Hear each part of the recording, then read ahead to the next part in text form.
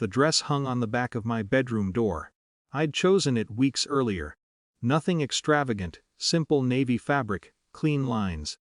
Something comfortable enough to move in, but elegant enough for photographs. I stood there for a moment, just looking at it. Engagement parties are strange things. They're meant to be celebrations, but for me it felt more like closing one chapter of my life before beginning another. My fiancé had booked a ballroom at a small hotel downtown. Friends from work were coming, a few old mentors, some people from my training years. Family had been invited too. That part always carried uncertainty. Downstairs, my brother's voice echoed through the house. "Big day for the princess," he said loudly to my parents. I ignored it and went to the kitchen for coffee. He was leaning against the counter when I walked in. "You really think this whole thing is going to work out?" he asked. I didn't answer.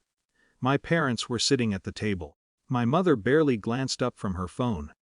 "Don't start anything today," she said to him without much conviction.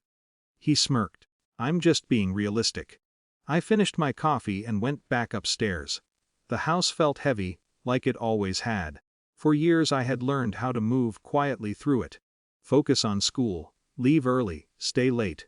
Build a life that existed mostly somewhere else. Eventually that somewhere else became the Marine Corps. But that was a part of my life my family never really understood, or tried to. Around noon I went to my room to start getting ready. The hallway smelled faintly like smoke. At first I thought it was coming from outside. Then I saw the open window in my bedroom. And the empty hook on the door. My dress was gone. In the backyard, something was burning in the metal fire pit. My brother stood beside it. The navy fabric had already collapsed into black curls. He looked at me and grinned.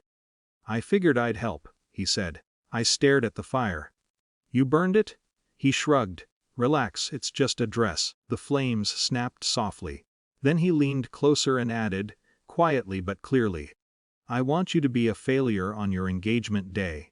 Behind him, my parents had stepped onto the porch. My mother crossed her arms.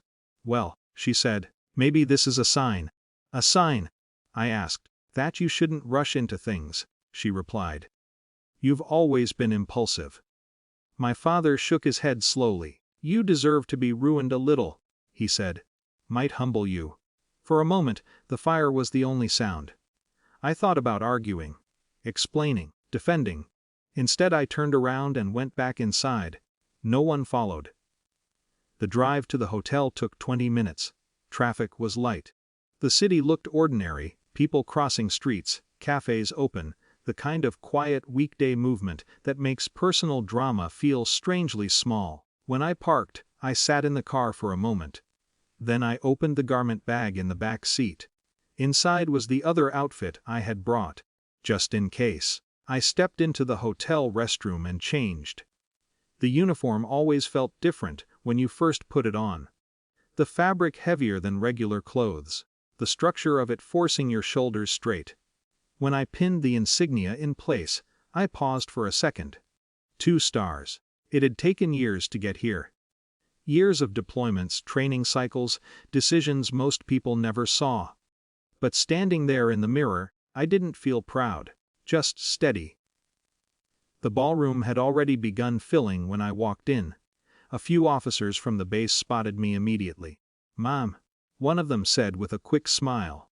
Friends from different chapters of my life came over, greeting me easily. None of them seemed surprised. This was simply who I was to them. About 40 minutes later, the doors opened again. My parents walked in. My brother followed behind them. They stopped almost immediately. From across the room, I watched the moment register. The uniform, the insignia, the way other guests stood a little straighter when they greeted me. My mother's face lost its color. My father blinked several times like he was trying to correct his eyesight. My brother took one hesitant step forward. "Oh my God," he whispered. Then, louder, uncertain, "Sis." The word sounded unfamiliar coming from him. I didn't walk toward them. I didn't say anything. Across the room someone raised a glass for a small toast. My fiancé appeared beside me, smiling calmly. The music resumed. Conversations continued. Life in the room moved forward without pause. From where they stood near the entrance, my family looked strangely out of place. Not humiliated, just disconnected from a reality they had never bothered to understand. And for the first time in my life, I realized something quietly important. Their opinion of me had stopped mattering long before tonight. I had simply been too busy living to notice.